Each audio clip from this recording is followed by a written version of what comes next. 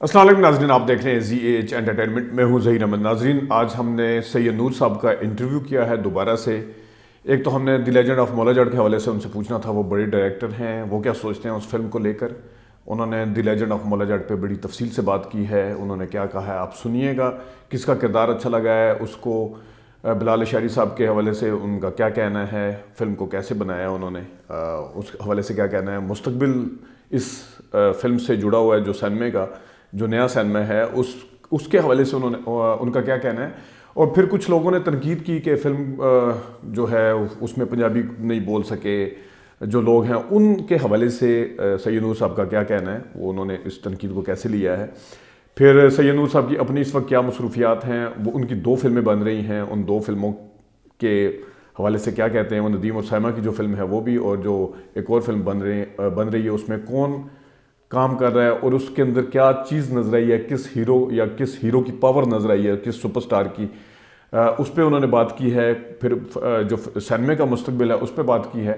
बड़ा ज़बरदस्त इंटरव्यू है, आप सुनिएगा। इसके 2 पार्ट हैं। पहला जो पार्ट इस इंटरव्यू का है वो आपके लिए पेश खिदमत है। सैयद नूर साहब, बहुत शुक्रिया, आपने दोबारा से ZH एंटरटेनमेंट के लिए टाइम निकाला। सर, सबसे पहले क्योंकि काफी दिन के बाद आपसे बात हो रही है, आपकी अपने जो स्केड्यूल है इस टाइम शूट्स वगैरह वो मैं बाद में मालूम करता हूँ। बड़ी सर मार्कातुल खेज फिल्म जिसे कहना चाहिए बिजनेस के एतबार से वो फिल्म आई। वो फिल्म देखी आपने सर, द लेजेंड ऑफ मौलाजड़? जी मैंने देखी, लेकिन आपने ये क्यों कहा कि बिजनेस के एतबार से? वो हर एतबार से बड़ी बड़ी फिल्म है। अच्छा भाई, देखिए बिजनेस के एतबार से तो वो है। मैं आपकी राय इसी वजह से जानना चाह रहा था। अगला क्वेश्चन मेरा यही था कि कैसी लगी सर फिल्म आपको? वो हर लिहाज से एक जबरदस्त फिल्म है। वो फ्यूचर सिनेमा जो है पाकिस्तान का, उसकी बुनियाद रखी है बिलाल ने। अच्छा। और हाँ, जो हमारा फ्यूचर सिनेमा है जो कहीं जाके किसी से टकरा सकता है। अच्छा। अगर टकरा ना सकता होता तो ओवरसीज में इतना बड़ा बिजनेस हम ख्वाब में भी नहीं सोच सकते थे ना करती। तो ये फजूल बातें हैं कि जी वो उसमें एक्टर पंजाबी नहीं, बुआन होती है, वो शॉर्ट्स होते हैं, जुबान तो उनको इन्हांस करते। तो ये जो कहा गया कि जी उनको बोलना नहीं आया, कोई कहानी नहीं है, कहानी क्यों नहीं है? जो चीज आपको क्रैक कर लेती है वही कहानी है। अच्छा, जो जी बिल्कुल, जी शायद उसमें उन्होंने जो CG वर्क किया है, उन्होंने जो ऑडियंस को स्पेल बाउंड किया है, आपने उस वर्क से किया है। पिक्चर की जो स्क्रीनिंग है वो बिल्कुल एक नए अंदाज में सामने आई है। तो यही वजह है कि लोगों ने उसको पसंद किया है।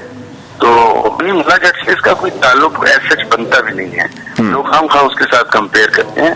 ये एक अपनी उन्होंने बनाई है, लेकिन मौलाजड़ का नाम जरूर इस्तेमाल किया है और उसने उस चीज को, इस नाम ने उनको पे भी किया है। लोग कंपेरिजन। अच्छा सर, आपको काम किसका अच्छा लगा वैसे? क्योंकि काफी सारे आर्टिस्ट हैं, मेल फीमेल, और बड़े लीडिंग उसमें है। सबको ही अच्छा है। जब फिल्म अच्छी है तो सबका काम अच्छा है सर। इंडिविजुअली हम नहीं कह सकते किसी उसका काम अच्छा है तो उसका। देखिए, सब सपोर्टर हैं फिल्म के, सब एक टीम है, सब ने मिलकर एक फिल्म बनाई है। देखो, डायरेक्टर अपनी जगह है, कैमरामैन अपनी जगह है, राइटर अपनी जगह है, डायलॉग राइटर अपनी जगह है जी। जो मेल फीमेल एक्टर्स हैं वो अपनी जगह सब अच्छा परफॉर्म कर रहे हैं। ग्रेट डायरेक्टर की है, डायरेक्टर सबसे काम लेता है, सब कुछ। आप ये सवाल कर सकते हैं कि जी आपको फिल्म की मेकर जो है उसका काम कैसा लगा? उसका काम यही है कि फिल्म के हर चीज पे अपनी ग्रिप रखी है। एडिटिंग से लेके, स्क्रिप्ट राइटिंग से लेके, कैमरामैन से लेके, फोटोग्राफी से लेके, एक्टर्स तक हर लिहाज से ग्रिप कहीं भी लूज नहीं हुई है। तो लूज हुई है तो उन्होंने एडिटिंग में उसको बहुत अच्छी तरह संभाला है। और सर, क्योंकि आपने डायरेक्टर की बात की है, आप खुद भी माशाल्लाह सीनियर डायरेक्टर हैं, आपके क्रेडिट के ऊपर बड़ी बड़ी फिल्में, तो आपकी सर बात हुई बिलाल शारी साहब से? कोई आपने उनको? नहीं, कतन मेरी कोई बात नहीं, लेकिन वो मेरी फिल्म इंडस्ट्री का एक शाइनिंग स्टार बना है, तो हम लोगों को अप्रिशिएट करना चाहिए। लेकिन बुराई वो लोग करते हैं जो किसी की बराबरी नहीं कर सकते। ठीक, बिल्कुल। अच्छा, बिल्कुल आपने जी जी आपने सर 16 आने बात की बिल्कुल, लेकिन मुझे काफी सारी ऐसी मिसालें हैं, हो सकता है आपने भी कभी एज ए डायरेक्टर किसी आर्टिस्ट को इस तरह अप्रिशिएट करने के लिए कॉल की हो। मैं अब मिसालें बेताशा इस तरह की दे सकता हूं कि कई अदाकार कहते हैं कि मुझे फलां डायरेक्टर की या फलां अपने सीनियर साथी अदाकार की कॉल आई तो मुझे बड़ी खुशी हुई। तो आप सर अगर उनको कर देते फोन वगैरह या आप बात करके उनको अप्रिशिएट करते हो? फोन मेरा रास्ता नहीं है, जितने भी एक्टर्स हैं इनमें से मेरा किसी से रास्ता नहीं, मैं डायरेक्टर की बात कर रहा हूँ सर। नहीं, डायरेक्टर के उन्होंने मेरे व्यूज देखे, मुझे उन्होंने टेक्स्ट किया था थैंक्स का। तो मैंने कहा नहीं बच्चे आप थैंक्स क्यों बोल रहे हैं। मैंने वापस टेक्स्ट उनको यही किया कि आप डिजर्व करते हो। मैंने बेजा तारीफ मैं बुराई किसी की नहीं करता और बेजा कभी तारीफ नहीं करता। ठीक है, आप डिजर्व करते हो। मेरी एक लक्ष्य अवार्ड में हमारा सामना हुआ, तो मैंने उसे गले लगा के उसको अप्रिशिएट किया कि तुमने बड़ा अच्छा काम किया है, वेरी गुड। तो जो अब मैं नहीं समझता कि मैं इन लोगों को फोन करता, लेकिन मेरे व्यूज, मेरे तासुरात जो है वो आप जैसे जो प्रोग्राम्स होते हैं उनके थ्रू पहुंच जाते हैं। That's it. जी जी। अच्छा सर, जिस तरह आपने भी बताया कि हर लिहाज से अच्छी फिल्म है, बिजनेस का तो वैसे ही सर सबके सामने आ गया। सर एक जमाना था जब एक फिल्म हिट होती थी ना तो हर रोज किसी न किसी फिल्म के पता नहीं कितनी फिल्मों के इफ्तिताह हो रहे होते थे। मुझे सर ये बताएं कि मौला जट के बाद क्या इतना फायदा है? क्योंकि लोग ये भी कहा जा रहा है कि इतने बड़े बजट की फिल्म कोई बनाएगा तो अब ये सोच के फिल्म बनाएगा कि इतना बड़ा बजट लगाना पड़ेगा पहले। तो इस तरह ऐसे ही है। देखें हमारे पास तो 3-4 करोड़ रुपया लगा के फिल्म के पैसे वापस नहीं आते। ये तो फिर बड़े बजट की फिल्म है और कोई अगर शौकीन इसमें हम एक चीज हमेशा नजरअंदाज कर देते हैं आपके प्रोग्राम्स में भी। उस शख्सियत को हमने हमेशा नजरअंदाज किया है जो बैकबोन है फिल्म की। Backbone is a producer. हमारा हिकमत यार, उसने दिल खोल के पैसा लगाया है बिलाल को, फ्री हैंड दिया है, जो चाहा है किया है। तो इसमें क्रेडिबिलिटी प्रोड्यूसर की भी बनती है कि प्रोड्यूसर ने चाहा कि कोई बड़ी और अच्छी फिल्म बने।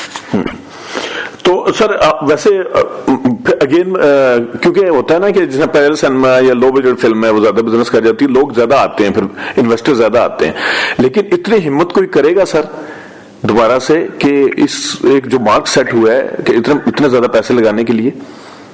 नहीं, कुछ लोग हैं जो ऐसा सोच रहे हैं और करेंगे भी। और दूसरी बात यह है कि देखिए जरूरी नहीं है कि जितना पैसा हुमैरा ने लगाया है और अमेरा ने लगाया है और ये इससे कम पैसे में भी मतलब इस लेवल की फिल्म बन सकती है अगर जहानत से काम किया जाए, मेहनत से काम किया जाए, सोर्स इस्तेमाल किए जाए तो बन सकती है। ऐसी कोई बात तो कहीं ऐसा तो नहीं सर कि दोबारा से उमारा हिकमत पैसा लगाएगी और दोबारा से बिलाल लशारी ही बनाएगा तो फिल्म इस तरह की बन पाएगी? नहीं बनाएंगे। ये तो एक इब्तिदा है, एक बुनियाद रखी है इन लोगों ने। अब आगे आएंगे यंगस्टर्स आएंगे, अच्छे अच्छे डायरेक्टर्स आएंगे, अच्छे अच्छे राइटर्स मेकर्स सब आएंगे और एक्टर्स। इसमें सबसे ज्यादा मैं समझता हूँ कि एक्टर्स को कॉम्प्रोमाइज करना चाहिए, एक्टरों को सपोर्ट करना चाहिए पाकिस्तानी सिनेमा का। अब अगर कोई लेकिन उनका अपना है, फवाद खान है या दूसरे लोग हैं, उनका अपना एक सेट किया हुआ वो है अपनी प्राइस। अच्छा कोई जी कोई हिम्मत नहीं करेगा। तो लिहाजा जरूरत इस बात की है कि कोई नए स्टार्स के साथ ऐसी कोई फिल्म क्लिक करे। तो जैसे दीवाना तेरे प्यार के मोहम्मद राना और जी अली आ गए, नए आ गए, जैसे कि नदीम साहब और जावेद शेख साहब और लोग के जमाने में बाबर अली और रेशम आ गए। फिर आप देखें कि एक्शन में सुल्तान ये सब होते हुए सऊद हवाई में आ गया। मतलब इस टाइप से मैं समझता हूँ कि एक्टर्स को अब मैं रिक्वेस्ट करूंगा, कभी मुझे बिलाल मिले तो उनसे मैं जरूर रिक्वेस्ट करूंगा कि अब आप नए लोगों के साथ फिल्म बनाएं ताकि इंडस्ट्री का भी फायदा फायदा हो। अच्छा सर, ये बताइएगा कि जिस तरह अभी आपने बताया भी कि नए डायरेक्टर आए भी हैं और आएंगे नए, क्योंकि अभी sir the legend of Maula Jatt, बल्कि मैं एक सर जरा ज़िमनी सा क्वेश्चन बीच में कर लेता हूँ। ईद के ऊपर सर फिल्में आती हैं अमूमन, जैसे लंदन नहीं जाऊंगा और पंजाब नहीं जाऊंगी और जवानी फिर नहीं आनी, फिर और फिल्में नामालूम अफराद, कायद आज़म जिंदाबाद। तो ईद के अलावा ये फिल्म आई है एक, तो और इसने रिकॉर्ड तोड़े हैं एक। दूसरा सर, इसके अंदर जो पंजाबी कल्चर और पंजाबी जुबान का, इसको आप कितना एज देंगे सर? नहीं, इसमें पंजाबी जुबान का कल्चर का तो कोई है ही नहीं। पंजाबी जुबान तो एटलीस्ट है ना सर, कल्चर चले अगर नहीं भी पंजाबी जुबान का देखें,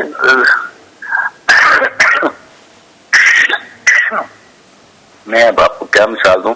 मैं आपको मैसेज की मिसाल देता हूँ। चले जी जी, अरब बैकग्राउंड पे बनी हुई के जमाने की बनी, अंग्रेजी बोल रहे हैं, ठीक है, इससे कोई फर्क नहीं पड़ता है। आप बना क्या रहे हैं, आप कैप्चर कैसे कर रहे हैं? Lion of desert, Omar Mukhtar, हाँ उमर, बिल्कुल वो एंथोनी क्विन ने अंग्रेजी बोल रहे हैं, क्यों अंग्रेजी बोल रहे हैं? बिल्कुल ये फजूल बातें हैं, ये सब फजूल बातें हैं कि जी पंजाबी लैंग्वेज और ये वो। देखिए, पंजाबी इस लिहाज से हमें सपोर्ट जरूर मिला है कि पंजाब की लैंग्वेज में फिल्म बनाई है। ये उर्दू में भी बन सकती थी, ये अंग्रेजी में भी बन सकती थी, ये किसी भी लैंग्वेज में बनती। पिक्चराइजेशन तो यही रहती, शॉर्ट्स तो यही रहते, एक्टर्स परफॉर्म करते हैं। लेकिन सर अगेन मैं सवाल को रिफ्रेज कर लेता हूं। आप बिल्कुल, मैं आपसे एग्री करता हूं, उमर मुख्तार, एंथोनी क्विन की फिल्में और फिल्में बड़ी जुबान का कोई नहीं है। तो आपने जिस तरह बताया कि ये अंग्रेजी में भी बन सकती थी या ये उर्दू में भी बन सकती थी, फिर मेरा सवाल ये है, क्या ये फिर भी उतना ही बिजनेस करती सर? मुमकिन है इतना बिजनेस ना करती, मुमकिन है, इसलिए कि इसको पंजाबी फिल्म की मौला जट ने, जो एक लीजेंड्स की फिल्म है, सुल्तान राय साहब, मुस्तफा बशीर साहब, कैफी साहब और सब, तो उसकी हाइप ने इसको सपोर्ट किया। और अगर ये वैसे ही बनाते, वैसे ही बंगाओं का माहौल होता, वैसे ही धोती होती, वैसे ही लाचे होते, वैसे ही वो सब कुछ होता, तो ये फिल्म ना चलती, कभी ना चलती। इसको नए तरीके से पैकेजिंग जो है वो नहीं, ये उसी तरह है जैसे देवदास, संजय लीला बंसाली ने गरीब देवदास को अमीर राना तौर पर दिखा दिया। बड़ी आप देखें उनकी हवेलियां, उनकी ग्लैमर, और ये एक अगर रीमेक आपने करना है, तो अगर आप एडजस्ट करना है तो उसमें क्या बुराई है भाई? वैसे सर मैं एक चीज यहाँ में ऐड करता चलो, आपने गरीब और अमीर की बात की है, तो ये मुस्तफा ऋषि साहब ने भी एग्जैक्टली यही बात की थी कि गरीब मौला जट को अमीर मौला जट बनाया है। तो इसमें मैंने सरवर भट्टी साहब का इंटरव्यू किया था, तो वो आसमान को जाके लगे थे। बात की थी, किसने बात की? मुस्तफा ऋषि साहब ने ये बात की थी ना। तो वो जाहिर है वो। तो सरवर भट्टी साहब के सामने जब मैंने एक क्वेश्चन रखा था, वो आसमान को लगे थे, कहता जिस जमाने में 5 लाख की फिल्म बनी थी, मैंने 14 की बनाई थी।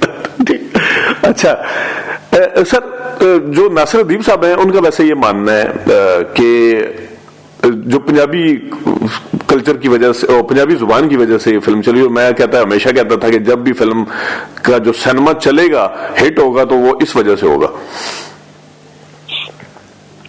लेते हैं, मैं तो इसमें आपको कह ही रहा हूँ, उसको सपोर्ट मिली।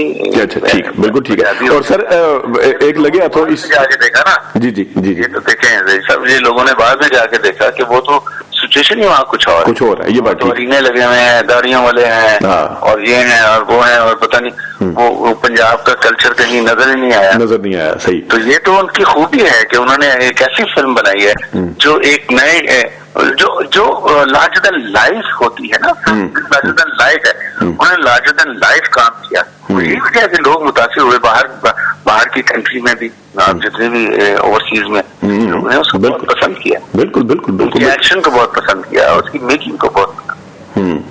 और सर वैसे इसमें डायलॉग्स का कितना रोल है? वैसे तो जिसने आपने बताया हर किसी का अपना अपना किरदार है स्पोर्टिंग, तो डायलॉग्स अच्छे हैं और जाहिर है जो सिचुएशन होती है उसको इनहांस करते हैं डायलॉग्स, उन्होंने किया इनहांस। नासिर साहब बहुत अच्छा लिखते हैं, उन्होंने अच्छा लिखा। नाज़रीन, ये सैयद नूर साहब, अभी इनका इंटरव्यू जारी है। अगले पार्ट में भी काफ़ी सारी बातें हैं, इनकी अपनी मसरूफियात के हवाले से भी अगले पार्ट में बातें हैं। अभी तक के लिए इतनी इजाज़त दीजिए। अल्लाह हाफ़िज़।